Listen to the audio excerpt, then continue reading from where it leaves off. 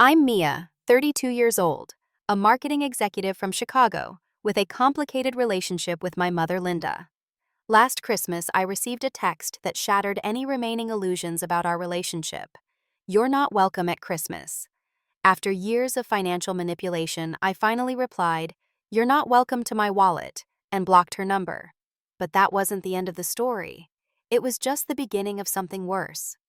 Before we dive into this painful story, where are you watching from? If you've ever dealt with toxic family dynamics, hit subscribe and join our community of survivors who are learning to set boundaries and reclaim their lives. Growing up in a middle-class suburb of Chicago, I always knew my relationship with my mother Linda was different from what my friends experienced. While other moms baked cookies and attended soccer games, Linda was obsessively concerned with appearances. Our house was immaculate. My clothes were always perfectly pressed and family photos were carefully staged to project the image of perfection. But behind closed doors, the emotional connection was virtually non-existent. When I was 10 years old, my father left us. I remember coming home from school to find my mother sitting at the kitchen table, mascara streaked down her face. "He left because you weren't perfect enough," she told me, her voice cold despite her tears. "If you had gotten better grades, been quieter, more obedient, maybe he would have stayed." Those words carved themselves into my young heart. For years afterward, I believed my father's abandonment was somehow my fault. What I didn't understand then was that Linda was simply transferring her own feelings of rejection onto me, making a child bear the emotional burden that belonged to adults. Throughout my childhood, Linda's love was always conditional. When I brought home straight A's, she would briefly acknowledge my success with a quick nod or a "that's what you're supposed to do." But any grade less than perfect, any mistake or misstep, would result in days of silent treatment or biting criticism. "The Jefferson's daughter got all A's and plays violin.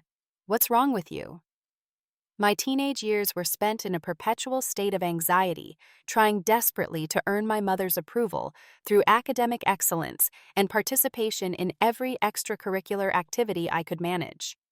I joined debate club, volunteered at the local hospital, and took advanced placement classes, hoping each achievement would finally make her proud. But the goalposts were always moving. The first major conflict between us erupted when I was 17 and choosing colleges. Linda had attended Northwestern University and expected me to follow in her footsteps despite the astronomical tuition. I had my heart set on the University of Illinois, which had offered me a substantial scholarship. "No daughter of mine is going to that state school," Linda declared during dinner. "Northwestern is where successful people go. Do you want to be a failure your entire life?" "It's a great school, Mom," I argued, "and I got a scholarship that covers almost everything." Her face contorted into that familiar expression of disappointment. "So you're choosing money over quality over family tradition. I sacrificed everything for you, and this is how you repay me." This was Linda's favorite tactic, guilt. When that didn't work, she escalated to the silent treatment, refusing to speak to me for 2 weeks straight. When that failed too, she moved on to public humiliation, telling everyone at our extended family Easter dinner that I was settling for mediocrity and breaking her heart. Despite the emotional warfare, I chose the University of Illinois. It was my first real act of independence, funded by scholarships I had earned through my own hard work. I took out small student loans to cover what the scholarships didn't, and worked part-time at the campus bookstore to pay for expenses. Linda's reaction was to withdraw even further, calling only to criticize my choices or remind me of how I had disappointed her. Each time I achieved something at college, whether making the dean's list or landing a competitive internship, her response was tepid at best. "That's nice, but Jennifer's daughter just got accepted to Yale Law," she would say, perpetually comparing me to someone who had done better in her eyes. What I didn't realize until much later was that my growing independence threatened Linda.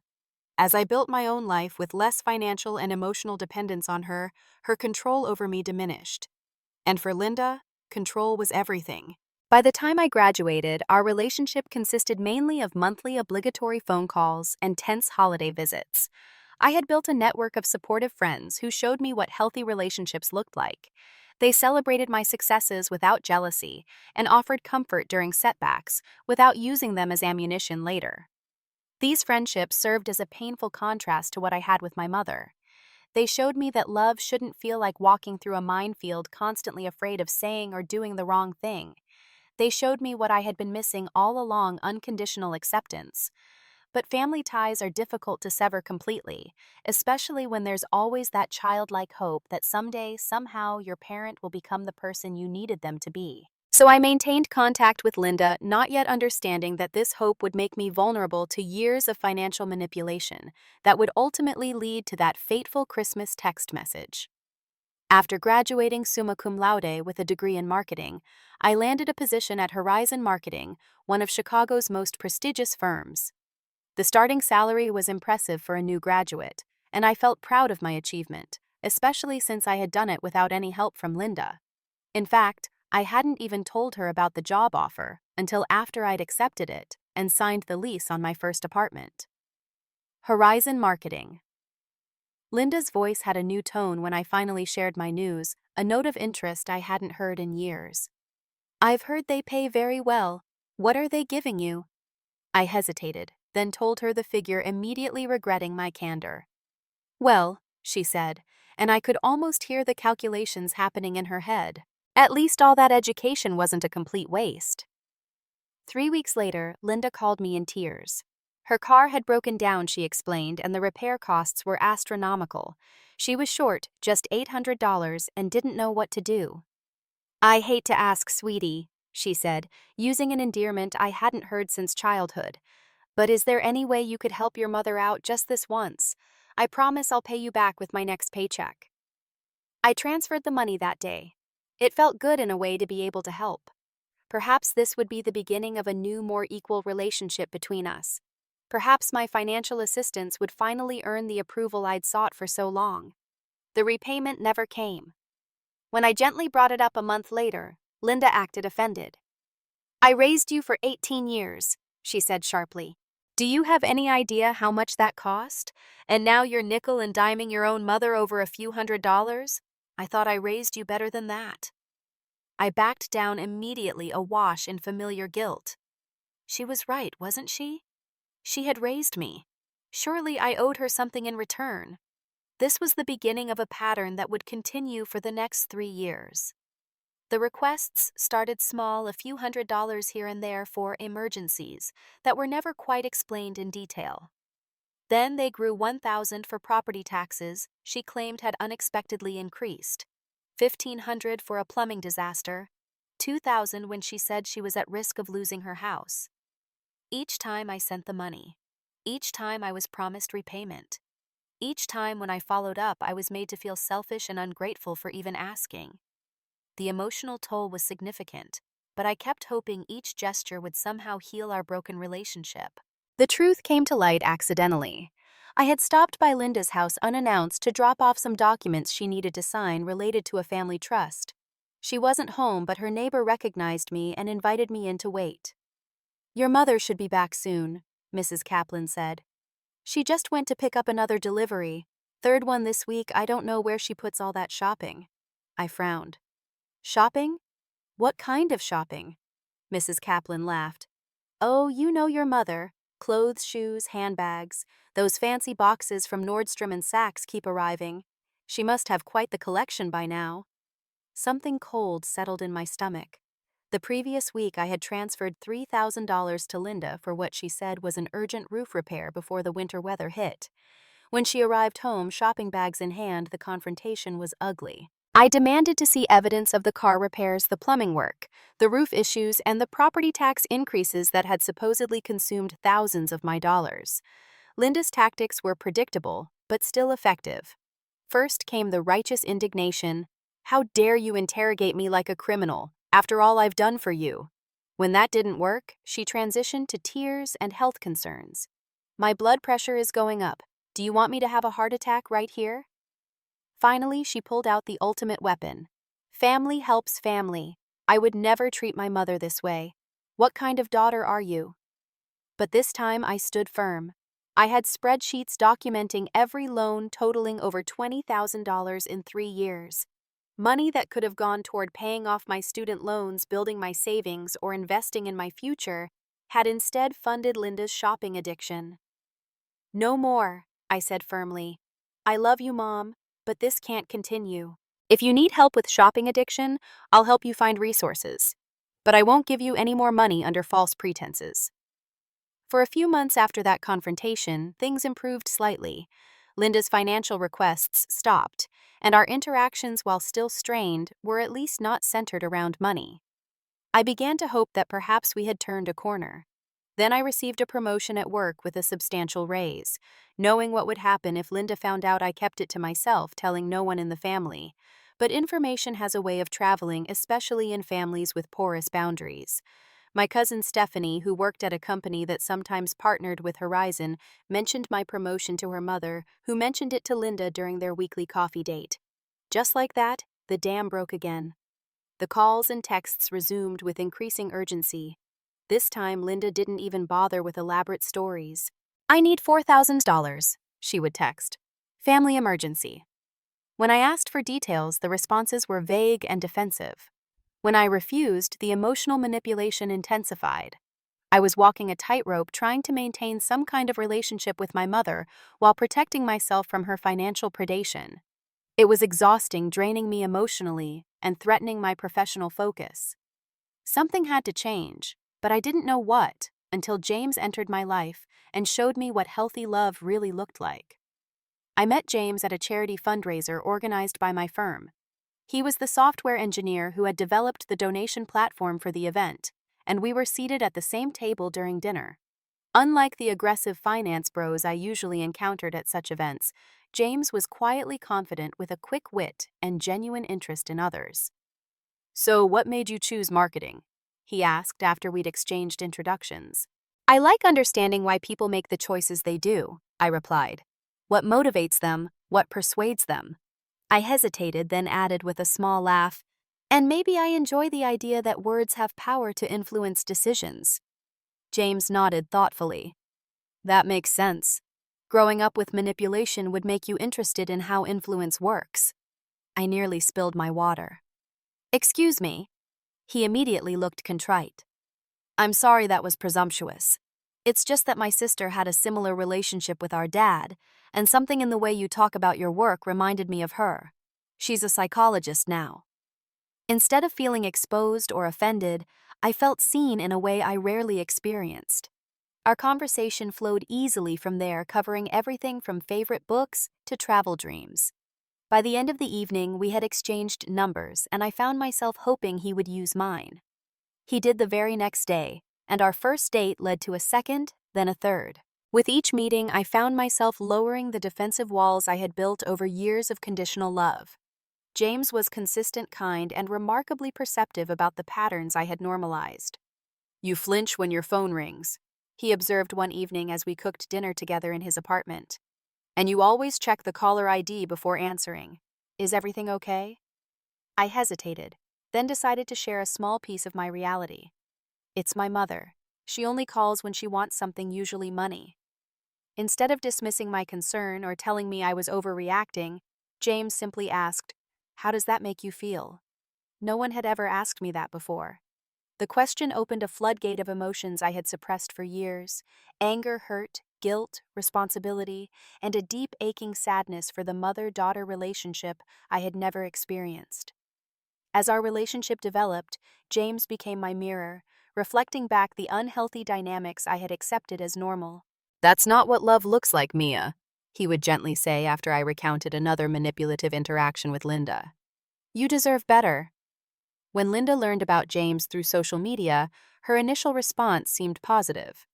Finally settling down, I was beginning to worry, she said during one of our rare phone conversations, where she wasn't asking for money.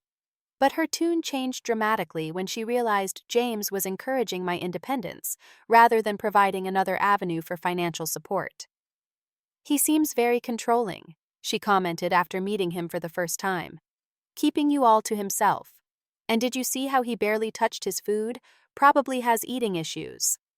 In reality, James had been unfailingly polite during that tense dinner, making valiant efforts at conversation, while Linda alternated between interrogating him about his income and subtly criticizing my appearance and career choices. When James proposed after a year of dating with a simple but elegant ring that we had chosen together, I felt a happiness uncontaminated by anxiety for the first time in my life. We called our families together to share the news. James's parents responded with genuine joy and welcome. Linda's response was tellingly dual-natured. "Wonderful news," she exclaimed while on speakerphone with both of us.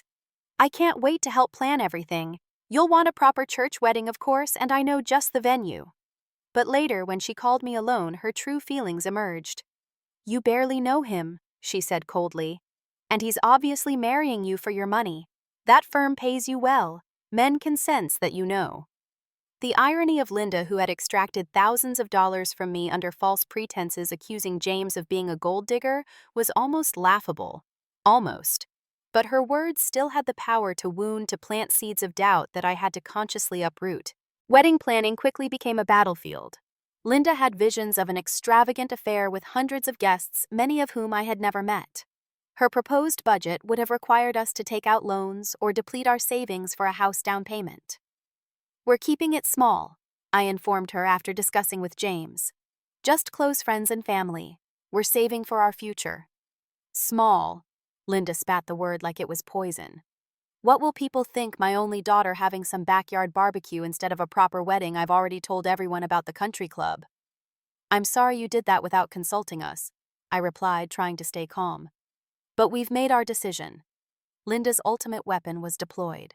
"Then don't expect me to come. I won't be embarrassed in front of everyone I know."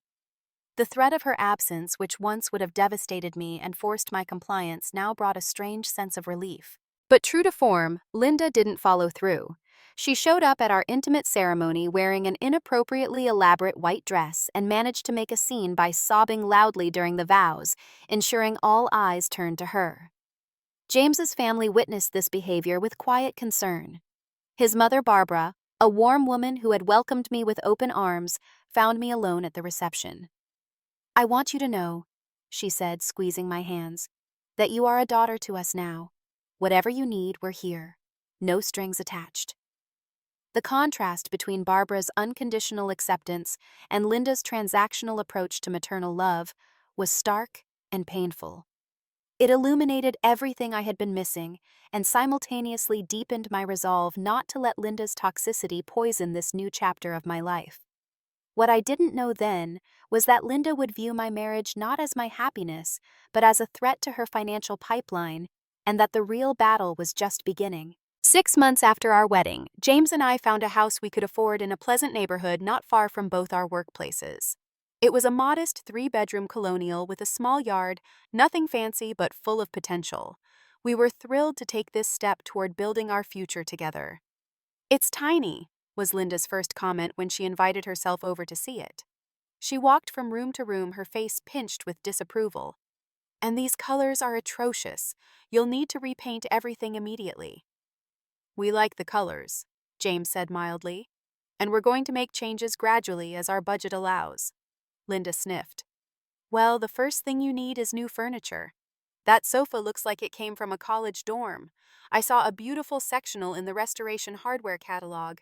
I can order it for you, only $7,000. "No, thank you," I said firmly. "We're being careful with our money. We have student loans to pay off and want to build our emergency fund before making any big purchases." Linda looked at me as if I'd started speaking in tongues. The concept of financial responsibility was evidently foreign to her. "But what will people think when they visit? First impressions matter, Mia. I taught you that."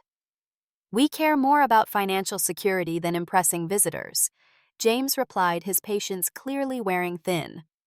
That evening after Linda left, I received a barrage of texts with links to expensive furniture, appliances, and home decor, along with messages implying we were living like paupers. I turned off my phone and enjoyed a quiet dinner with my husband, practicing the boundary-setting techniques my therapist had been teaching me. But Linda was nothing if not persistent. 2 weeks later, she called with what she described as an emergency. She needed $15,000 immediately. "What's the emergency?" I asked, already feeling the familiar knot of anxiety forming in my stomach. "It's medical," she said vaguely. "I can't discuss the details. It's private." Years of conditioning nearly had me reaching for my banking app, but James's steady presence beside me bolstered my resolve. I'm sorry you're having health issues, Mom, but I need to know what I'm paying for if it's that amount of money. The conversation devolved from there, with Linda refusing to provide details and growing increasingly agitated by my questions. Finally, I told her I would think about it and call her back. The old Mia would have sent the money just to end the conflict. The new Mia did some investigating. A few calls to family members revealed that Linda had been talking about a facelift and tummy tuck for months, complaining that her doctor wouldn't approve financing for the full amount. Armed with this information, I confronted her.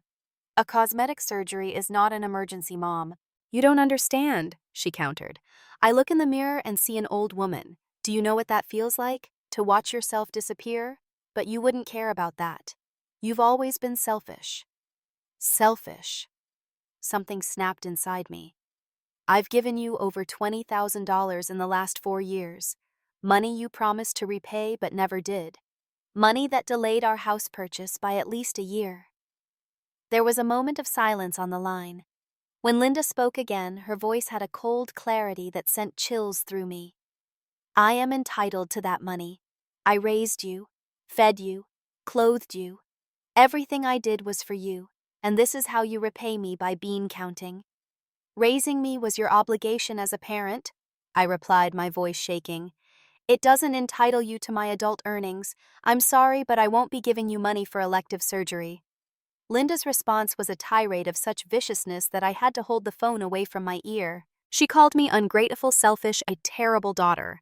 She brought up every perceived slight and failure from my childhood. She threatened to tell the entire family I was abandoning her in her time of need. When she finally ran out of steam, I simply said, I love you, Mom, but I won't be manipulated anymore. If you want a relationship with me, it can't be about money. I ended the call and sat in stunned silence, my heart racing, but my mind surprisingly clear. Something fundamental had shifted. For the first time, I had directly challenged the unspoken contract that had governed our relationship for years, that my role was to provide financial support in exchange for the bare minimum of maternal acknowledgement.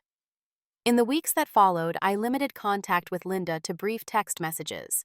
She vacillated between cold silence and renewed attempts to extract money, now with increasingly dramatic stories of hardship. I remained firm in my refusal, though each interaction left me drained. Meanwhile, family members began calling, having heard Linda's version of events in which I was callously refusing to help my poor mother in her desperate situation. Some believed her entirely and berated me. Others seemed uncertain, caught between her persuasive victimhood and their own experiences of her manipulation. The stress began affecting my sleep, my work, and my marriage. James suggested I consider taking a complete break from contact with Linda, but I wasn't ready for such a drastic step. Despite everything, she was still my mother. There was still that childish hope that somehow, someday, she would change. It would take one more devastating betrayal to finally sever that hope and set me on the path to freedom. As November turned to December, James and I were excited to host our first Christmas in our new home. We had spent weekends stringing lights, decorating a tree, and planning a menu for a small gathering that would include James's parents, his sister and her family, and a few close friends. After some discussion, we decided to invite Linda as well, hoping that the presence of others would encourage her to be on her best behavior. Are you sure? James asked as I composed the invitation text. You know she'll find a way to make it difficult. She's still my mother, I said, though my voice lacked conviction. And it's Christmas. Maybe the holiday spirit will bring out her better nature. James looked skeptical but supportive. Okay, but promise me you'll maintain your boundaries no matter what she says or does. I promised, then sent the text. James and I would love to have you join us for Christmas dinner on the 25th at 4 p.m. Nothing fancy, just family and good food. Let me know if you can make it. Linda's response came an hour later. I suppose I can fit it in. Should I bring anything? It seemed promisingly normal, but I should have known better. 3 days later, I received a text with a link to a designer handbag priced at nearly $2,000. This would be perfect for my Christmas gift from you. The red one, please. I stared at my phone in disbelief. After all our recent conflicts about money, she was still making outrageous demands. I waited until the evening to respond after talking it through with James. "We've already bought your gift," I texted back. "Looking forward to seeing you on the 25th. "What did you get me?" came the immediate reply. "It's a surprise," I answered, not mentioning that we had purchased a nice but modestly priced cashmere scarf, the same value as the gifts we'd gotten for James's parents. The next day brought a link to a different handbag, this one even more expensive. "I'd prefer this one, actually. The other one wasn't quite right." I didn't respond. 2 days later, another link arrived, this time to a pair of diamond earrings, then a designer coat, then an iPad Pro. Each item more expensive than the last, each message assuming I would comply. A week before Christmas, I finally addressed it directly. "Mom, we've already purchased gifts for everyone within our budget. I'm not buying any of these expensive items. Please stop sending links." The response was immediate and chilling. "After all I've done for you, you can't even buy your mother one nice Christmas gift. What kind of daughter are you?" The familiar guilt rose up, but I pushed it back down. "I am a daughter who has already given you thousands of dollars over the years. I am a daughter who is trying to build financial security with her husband. I am a daughter who wants a relationship based on more than money." 3 dots appeared, disappeared, then reappeared. Finally, "If you loved me, you would want to make me happy. You have the money. You're choosing not to spend it on me. That tells me everything I need to know about how you feel." I showed the exchange to James, who put his arm around me. "You're doing the right thing, Mia. She's trying to manipulate you again." "I know," I said, leaning into his embrace. "But it still hurts." The texts escalated over the next few days. Linda alternated between guilt trips, angry accusations, and tearful pleas. I maintained my position calmly but firmly. Finally, on December 23rd, she played her ultimate card. "You're not welcome at Christmas anymore. Don't bother coming to my house this year or ever again." I stared at the message in confusion. "We invited her to our house," I said to James. "We never planned to go to hers." "She's trying to flip the script," James observed. "Make it seem like she's rejecting you rather than the other way around." The realization struck me with startling clarity. This wasn't about Christmas at all. This wasn't even about the gifts. This was Linda's attempt to reassert control by creating a crisis that she thought would bring me back in line. In her mind, the threat of withdrawing her maternal presence from a holiday would be so devastating that I would immediately capitulate to her demands. In that moment, years of manipulation, guilt, and conditional love crystallized into a single undeniable truth. My mother didn't love me for who I was. She valued me only for what I could give her. Our entire relationship had been transactional, and I had been paying an increasingly steep price for the smallest crumbs of affection. I took a deep breath and typed my response. "You're not welcome to my wallet. Not now. Not ever again." Then I did something I should have done years earlier. I blocked her number. The immediate sense of relief was so profound I actually felt lightheaded. It was as if I had put down a boulder I had been carrying for years without realizing its weight. "Are you okay?" James asked, watching my face carefully. "No," I said honestly, "but I think I will be." What I didn't realize then was that blocking Linda's number wouldn't end the drama. It would only push her to find new and more intrusive ways to continue her campaign of harassment and manipulation. The morning after I blocked Linda's number, I woke to find 12 new friend requests on Facebook from accounts I didn't recognize. Opening the first message request revealed Linda's unmistakable writing style. "Unblock me immediately. We need to talk about what you've done." I deleted the message and blocked the account. Then another message appeared from a different fake account. "You can't just cut your mother out of your life. Everyone is going to know what an ungrateful daughter you are." I methodically blocked each new account as it appeared, feeling a strange detachment from the process. It was as if I were observing someone else's drama rather than participating in my own. James found me at the computer, my face expressionless as I clicked through the blocking process again and again. "This isn't normal, Mia," he said gently. "No one should have to deal with this kind of harassment, especially not from a parent." I nodded numbly. "I know, but what choice do I have?" We increased our social media security settings, and I warned close friends not to accept requests from unknown accounts that might be Linda trying to get information about me. Most were supportive, having witnessed Linda's behavior at our wedding or other events. A few thought I was overreacting, that cutting off contact with my mother was too extreme regardless of the circumstances. "You only get one mother," my cousin Stephanie admonished me via text. "She's not perfect, but who is? You need to forgive her." I didn't bother trying to explain that forgiveness wasn't the issue. Boundaries were. Self-preservation was. Breaking a cycle of abuse was. 3 days after Christmas, which we had celebrated peacefully with James's family and friends, Linda escalated further. I was in a meeting at work when my assistant knocked and entered with an apologetic expression. "There's a woman in the lobby demanding to see you," she said quietly. "She says she's your mother and it's an emergency. She's making quite a scene." My heart pounded as I excused myself from the meeting and headed to the lobby. Linda stood there in a dramatic fur coat, her makeup perfect, but her expression wild. "There you are," she exclaimed loudly as soon as she saw me. "How dare you block your own mother? Have you lost your mind?" Colleagues paused to stare. I felt my face burning with embarrassment but managed to keep my voice steady. "This is not the place, Mom. I'm at work. When else am I supposed to talk to you? You've blocked me everywhere." Her voice rose further, drawing more attention. "Please lower your voice," I said, moving closer to her. "You're making a scene." "I'll make whatever scene I need to," she declared. "My own daughter has abandoned me after everything I've done for her." Security was already approaching. I made a quick decision. "Let's talk outside." I suggested, leading her toward the doors to minimize the spectacle. Once outside in the cold December air, I turned to face her. "What do you want, Mom?"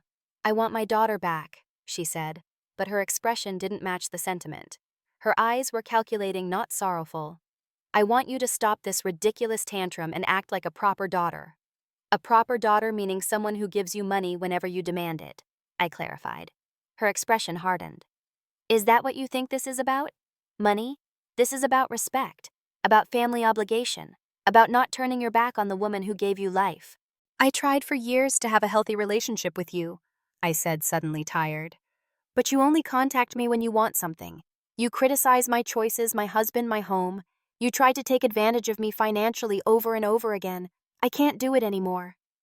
"So you're just throwing away your mother over a few dollars? What will people think?" There it was again. Appearances. The eternal concern about what others would think, rather than the reality of our broken relationship. "I don't care what people think," I said with sudden conviction. "I care about my mental health.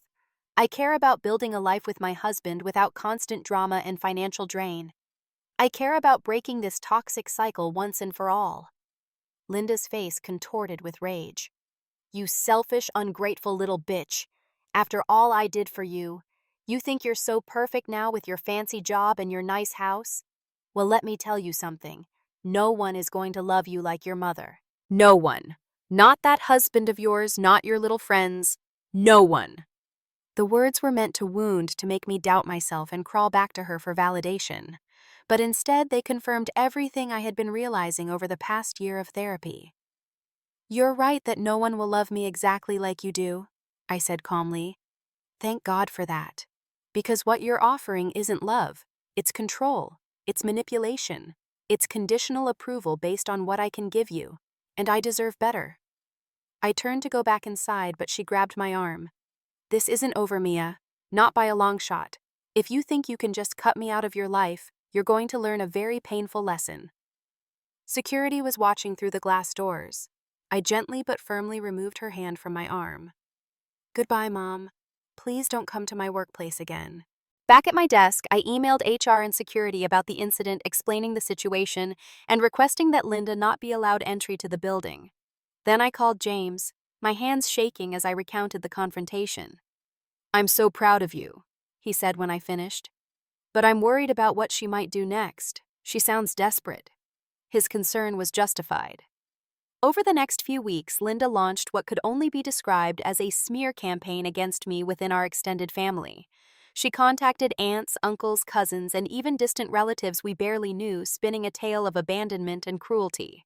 According to Linda, I had cut her off without warning, refused to help her with medical bills, and was keeping her from seeing her only daughter due to the evil influence of my controlling husband.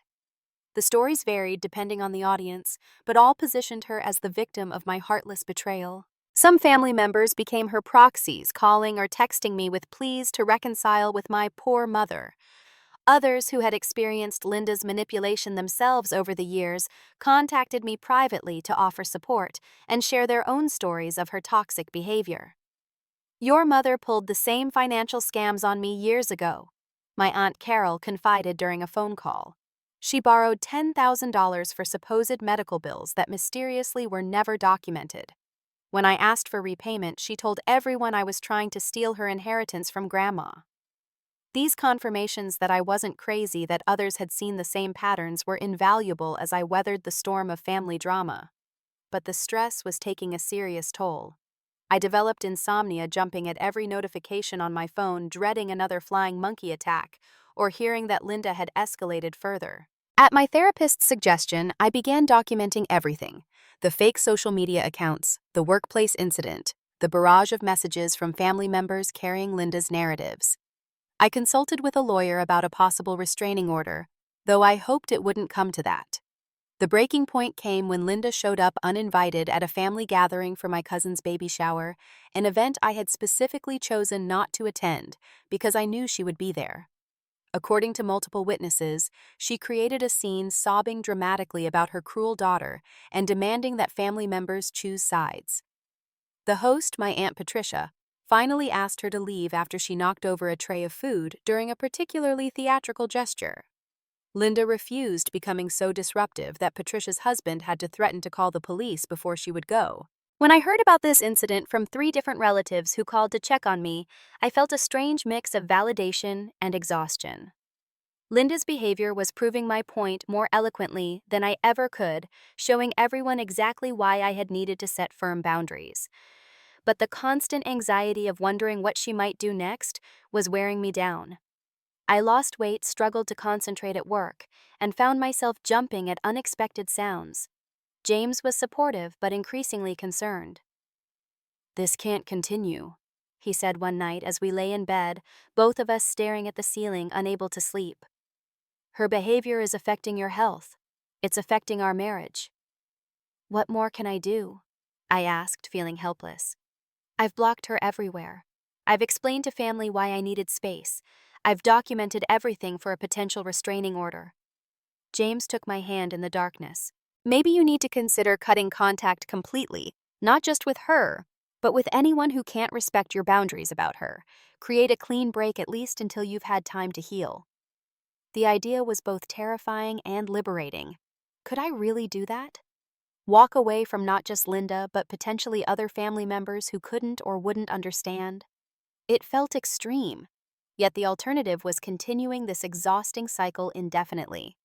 I didn't make a decision that night, but as I finally drifted into an uneasy sleep, I felt the first tentative stirrings of a new possibility: complete freedom from the toxic dynamics that had controlled my life for so long. The decision to completely cut contact with Linda wasn't made in a single dramatic moment. It happened gradually over weeks of therapy sessions, conversations with James, and moments of clarity that came when I least expected them. I realized that as long as I maintained any connection to Linda, even through other family members, she would find ways to continue her manipulation and harassment. My therapist, Dr. Martinez, helped me understand that what I was experiencing was a normal grief process, even though the person I was grieving was still very much alive. "You're mourning the mother you needed and deserved but never had," she explained. "You're also mourning the hope that she might somehow transform into that person. That's a profound loss." I wrote a final email to Linda, not because I believed it would change anything, but because I needed the closure of expressing my truth one last time.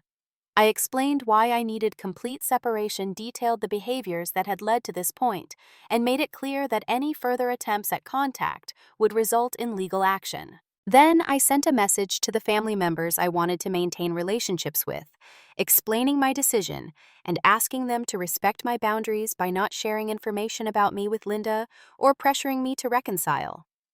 Most understood, though some expressed sadness or concern. A few refused to choose sides and distanced themselves from me as a result. The initial period after making this break was surprisingly similar to bereavement. I cycled through anger, deep sadness, guilt, and occasional moments of relief. There were days I doubted my decision, wondering if I was overreacting or being unnecessarily harsh. There were nights I cried for the maternal relationship I had craved all my life and would never experience. James was my rock through this process, but I didn't want to burden our marriage with the weight of being my only emotional support. At Dr. Martinez's suggestion, I joined a support group for adult children of narcissistic parents. Hearing others share stories so similar to mine helped normalize my experience and provided strategies for healing. Slowly, I began building what therapists call a chosen family, people who loved me unconditionally and supported my growth without attempting to control or manipulate me. James's parents, Barbara and Robert, embraced me with warmth that still sometimes brought me to tears with its contrast to what I had known. "You know you can call us Mom and Dad if you want to," Barbara told me one Sunday after dinner at their home. "Or not. Whatever feels right to you. We just want you to know we think of you as our daughter." My close friends became even more important during this time, especially those who had witnessed Linda's behavior over the years and understood why I had needed to make such a difficult choice. My friend Sophia, who had been dealing with her own toxic parent, often came over for healing nights, where we cooked comfort food, watched movies, and reminded each other that we were breaking generational cycles of harm. Work became a refuge, a place where I could focus on projects and achievements that had nothing to do with family drama.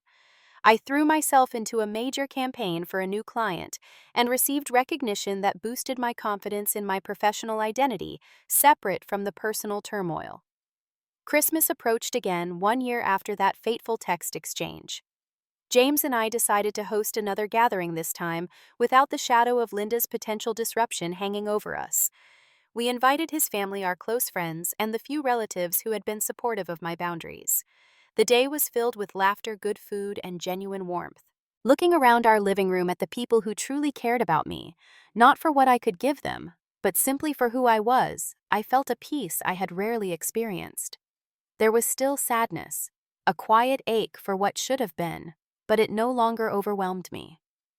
As we prepared for bed that night, James asked, "How are you feeling? Was today hard?" "Parts of it," I admitted. "There's still grief, but mostly I feel free. Like I can finally breathe deeply after years of shallow breaths." A few weeks later, I discovered I was pregnant. The joy was immediate, but so was the fear. Would I repeat patterns I had learned from Linda? Would I know how to be the mother my child deserved when I had such a poor example? I shared these fears with Dr. Martinez, who reminded me that awareness was the first step to breaking the cycle. "The fact that you're concerned about this shows you're already on a different path," she assured me. "And you have something your mother never did: the willingness to look at yourself honestly and grow." Pregnancy brought unexpected emotions about Linda. There were moments I wished I could share this experience with a loving mother, someone who would be excited about becoming a grandmother and support me through the challenges of creating new life. But those wishes were for a mother I had never actually had a fantasy, rather than the reality of who Linda was. 6 months into my pregnancy, Linda made one final attempt at contact. She somehow obtained my work email and sent a message with the subject line "Reconciliation." "I hear I'm going to be a grandmother," she wrote. "I've been reflecting on our relationship and believe it's time to put the past behind us. Family should stick together, especially with a new generation coming. I'm ready to be the grandmother this baby needs." There was no acknowledgement of her behavior, no apology, no indication that anything would be different. Just an assumption that the arrival of a grandchild would erase the years of manipulation and give her access to a new relationship she could potentially exploit. After consulting with James and Dr. Martinez, I decided not to respond. Linda had shown repeatedly that she was unwilling or unable to change, and I was not going to expose my child to the same toxic dynamics I had suffered through. The cycle would end with me. As my due date approached, I worked with my therapist on what she called reparenting myself, learning to give myself the unconditional love and support I had never received from Linda. This process helped prepare me for the kind of mother I wanted to be: present, accepting, and respectful of my child as an individual with their own needs and identity. When our daughter Lily was born on a bright spring morning, I held her tiny body against mine and made a silent promise. You will always know you are loved for exactly who you are, not for what you can do or give. Your value will never be conditional, and I will protect you from anyone who tries to tell you otherwise, even if that person shares your blood. Looking back now, with Lily approaching her first birthday, I can see how much I've grown since that Christmas text exchange 2 years ago. The pain hasn't completely disappeared. There are still moments of sadness, still occasions when the absence of a healthy mother-daughter relationship feels particularly acute. But those moments no longer define me. What I've learned through this journey is that family is defined by love, respect, and mutual support, not by genetics or obligation. I've learned that it takes courage to set boundaries, especially with parents, but that doing so can be an act of self-love essential to breaking generational patterns of harm. I've learned that while we can't choose the family we're born into, we can choose the family we create, both through our own children and through the relationships we nurture with people who genuinely care for us. Most importantly, I've learned that financial and emotional freedom are interconnected. By refusing to continue the cycle of financial manipulation, I freed myself from the emotional control that had kept me bound to toxic patterns for so many years. If you're struggling with similar dynamics in your family, know that you're not alone. Know that setting boundaries, even difficult ones, doesn't make you a bad person or an ungrateful child. It makes you someone who values yourself enough to demand healthy relationships. And that is something worth fighting for, even when it breaks your heart in the process. Have you ever had to set difficult boundaries with family members? How did you handle the guilt and grief that often come with that process? Share your experiences in the comments below, and please subscribe if this story resonated with you. Together we can support each other in breaking cycles of toxicity and building the healthy relationships we all deserve. Thank you for listening to my story, and remember, you are worthy of love that doesn't come with price tags or conditions.